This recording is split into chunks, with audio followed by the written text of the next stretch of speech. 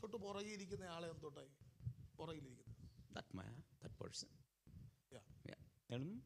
പരിശുദ്ധാത്മാവിനോട് പറയുന്നു, ಪವಿತ್ರಾತ್ಮನು ನನ್ನೊಂದಿಗೆ ಹೇಳುವ ಕಾರ್ಯ ಅಮ್ರೋಸ್, നിന്നെ കുറിച്ച് ദൈവത്തിന് വലിയ പദ്ധതിയുണ്ട്.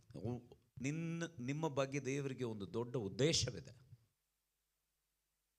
നീ ഭൂമിയിലേക്ക് ദൈവം നിനക്ക് ജന്മം തന്നത് ഒരു മനുഷ്യന്റെ ഇഷ്ടമനുസരിച്ച് ജീവിക്കാനല്ല, ദൈവത്തിന്റെ പദ്ധതി നിന്നിൽ വെളിപ്പെടുത്താൻ വേണ്ടിയാണ്. மனுஷனுடைய சித்தத்தை நிறைவேற்றுவதற்கல்ல, தேவனுடைய சித்தத்தை நிறைவேற்றுவதற்காக தான் ಆಂಡವರ್ உங்களை நிறுத்தி இருக்கிற ದೇವರ ಉದ್ದೇಶವನ್ನು ನೆರವೇರಿಸಲಿಕ್ಕೆ. അതുപോലെ പരിശുദ്ധാത്മാവിനോട് പറയുന്നു, அப்படியாகவே ಪವಿತ್ರಾತ್ಮನು ನನ್ನೊಂದಿಗೆ ಹೇಳುವ ಕಾರ್ಯ, ಹಂಗೆ ಕೂಡ ಸೇರಿಸಿ ಹೇಳುವ ಕಾರ್ಯ, ദൈവ വേലയുടെ ഭാഗമായും നിൽക്കാൻ ദൈവം നിന്നെ തെരഞ്ഞെടുത്തിരിക്കുകയാണ്. ದೇವರ ಸೇವೆಯನ್ನು ಕೂಡ ಮಾಡಲಿಕ್ಕೆ ದೇವರು ನಿಮ್ಮನ್ನು ಹಾರಿಸಿಕೊಂಡಿದ್ದಾರೆ. അതിനൂടെ വേണ്ടി ദൈവം നിന്റെ പേര് എഴുതി വെച്ചിട്ടുണ്ട്. ಅದು ದೇವರ ಸೇವೆಯನ್ನು ಮಾಡುವ ಆ ಲಿಸ್ಟ್ ಅಲ್ಲಿ ನಿನ್ನ ಹೆಸರನ್ನು ದೇವರು ಇಟ್ಟಿದ್ದಾರೆ. നിന്റെ പേരിനോടുകൂടെ ചേർന്ന് ദൈവം തന്റെ മിനിസ്ട്രിയും ചെയ്യാൻ ദൈവം എഴുതി ഒപ്പിട്ട് വെച്ചേക്കുക. ನಿನ್ನ ಹೆಸರೊಂದಿಗೆ ದೇವರ ಸೇವೆಯನ್ನು ಮಾಡಬೇಕು ಅಂತ ದೇವರು ಬರೆದಿಟ್ಟಿದ್ದಾರೆ. നിശ്ചയമായിട്ടും ദൈവം വരുന്ന നാളുകളിൽ മകനെ നിന്നെ ഉപയോഗിക്കും.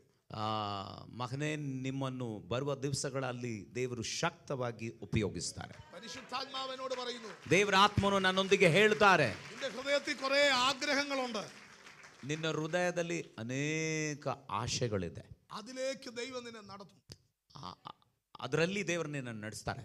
നിന്റെ ലൈഫ് കണ്ടിട്ട് പലരും ഈ കർത്താവിനെ കാണാൻ പോവുക. ನಿನ್ನ ಲೈಫ್ ಅನ್ನು ನೋಡಿ ದೇವರನ್ನು ನೋಡುವಂತೆ ನಿನ್ನ ಲೈಫ್ ಇರ್ತದೆ. ಪರಿಶುದ್ಧಾತ್ಮಾವಿನೋട് പറയുന്നു, ದೇವರ ಆತ್ಮನೊಂದಿಗೆ ಹೇಳ್ತಾರೆ, 9 ವ್ಯಕ್ತಿಗಳು 9 ವ್ಯಕ್ತಿಗಳು സ്വതന്ത്രം നിന്നിലൂടെ ನಿನ್ನ ಮುಖಾಂತರ ദൈവത്തിന്റെ മഹത്വത്തെ അനുഭവിക്കും. ದೇವರ ಮಹಿಮೆಯನ್ನು ಅವರು ಕಾಣ್ತಾರೆ. എന്ന് പറഞ്ഞാൽ 9 പേരെ ഉള്ളെന്നല്ല, ആ 9 പേരുടെ ലൈഫ് എന്ന് പറഞ്ഞാൽ എക്സ്ട്രാ ഓർഡിനറി ലൈഫായിട്ട് ദൈവം അതിനെ മാറ്റും. ನಿನ್ನ ಮುಖಾಂತರ 9 ಜನರ ಬಾಳನ್ನು ಅಸಾಧಾರಣವಾಗಿ ಮಾರ್ಪಡಿಸ್ತಾರೆ. അവരും നിന്നെ പോലെ വിവിധ ഇടങ്ങളിൽ പ്രയോജനപ്പെടുന്നത് നിനക്ക് കാണാൻ കഴിയും. ನಿನ್ನ ಹಾಗೆ ಅವರು ಉಪಯೋಗ ಆಗ್ತಾರೆ.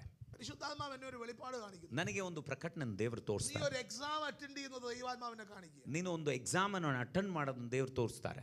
അത് കഴിയുമ്പോൾ, ಅದು ಮುಕ್ತಾಯ ಆಗುವಾಗ നിനക്ക് വേണ്ടി ഒരു വാതിൽ ദൈവം തുറന്നു വെക്കും. ದೇವರು ನಿನಗಾಗಿ ಒಂದು ಬಾಗಿಲನ್ನು ತೆರೀತಾರೆ. ഏതൊക്കെയോ വാതിലുകൾ ദൈവം നിന്റെ മുമ്പിൽ തുറന്നിട്ട് ಯಾವುದೋ ಒಂದು ಬಾಗಿಲನ್ನು ದೇವರು ತೆರೀಲಿಕ್ಕಿದ್ದಾರೆ. പെട്ടെന്ന് റെഡിയാകാൻ ദൈവം നിന്നോട് പറയുക.